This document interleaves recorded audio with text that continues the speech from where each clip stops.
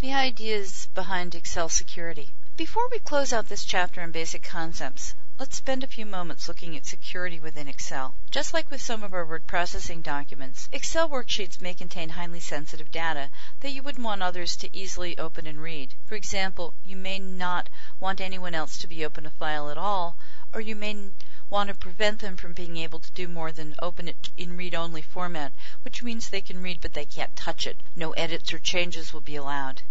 Most of your protection scheme efforts in Excel are located under the Protection option under the Tools menu.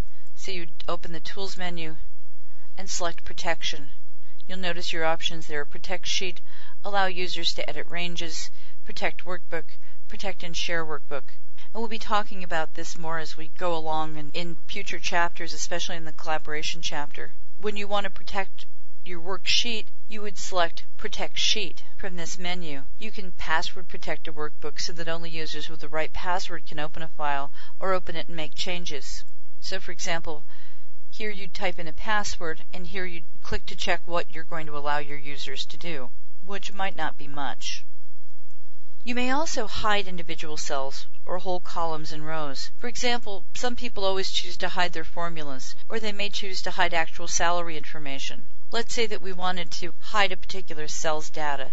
We would go here and click. Then we would go to the Format menu and select Cells. And then we would go to the Protection tab under Format Cells. Here, it's locked. And it tells you here, locking cells or hiding formulas has no effect unless the worksheet is protected. To protect the worksheet, choose Protection from the Tools menu, and then choose Protect Sheet. A password is optional, but I'd recommend a password and a good password too.